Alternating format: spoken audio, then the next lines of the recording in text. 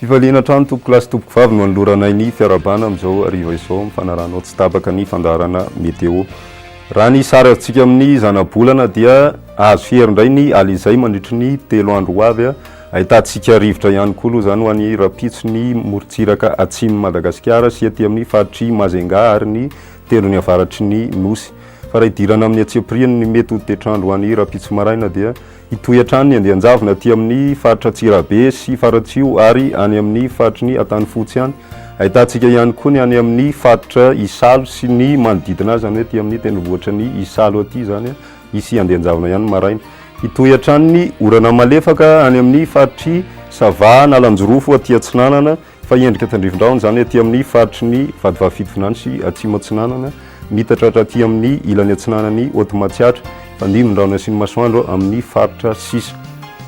Raha ny voavinavina ho an'ny rapitso atolakandro kosa dia itoy hatrany ny orana malefaka aty amin'ny faritry Sava sy Nalanjorofo ary Atsinanana ary mbola itoy ihany koa ny orana tandrivindraona aty amin'ny faritry ny Vadivavafitovinany ary ho mafimafy zany any amin'ny faritry iny. Hitatra ihany koa zay oran'izay hatraty amin'ny faritry ny Otomatsiatra aty ka hatraty amin'ny faritra Atsinanana. Ahitantsika orana tandrivindraona ihany koa any amin'ny faritry ny Sofia sy ny manodidina azy zany hoe ny ilany andrefana iny zany fa ho antsika eto Analamanga sy ny ilany Atsinanana Vakinakaratra dia erikerika no hitantsika any amin'ny Takariva fa amin'ny ankapobeny fandimindraona sy masoandro amin'ny faritra sisa.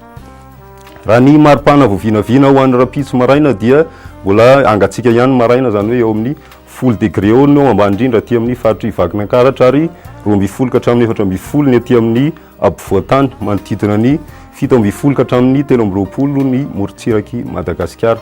Raha ny maripana voavinavina ho any ambony indrindra kosa dia 13 degré no hitantsika any amin'ny faritry ny Maivatanana sy aty amin'ny faritry Mazenga aty fa ho antsika eto ampovoantany aloha zany dia eo amin'ny 20 ka hatramin'ny 20 degré eo no maripana voavinavina ho ambony ho an'ny rapitso maraina. Raha ivoaka amin'ireo tanàn-dehibe ivelan'i Madagascar ianao dia anorana tandrivindraona Rakotrika any Bangkok, Balika masoandro any Paris ary fandimindraona sy masoandro any Milantsy Johannesburg fa isy andehandraona kosa any Nairobi.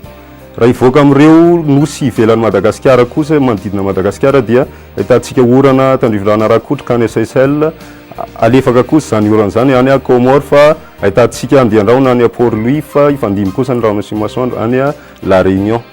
Dia toy izay indray tompo klasy tompo vavy no azona roso tamin'ity takarivo ity fa dia miarahaba sahady ho an'ireo ray ho an'ny fety rapitso dia mirahasoa tompoka manaratsy tapaka ny fandaharana météo eto amin'ny TVM.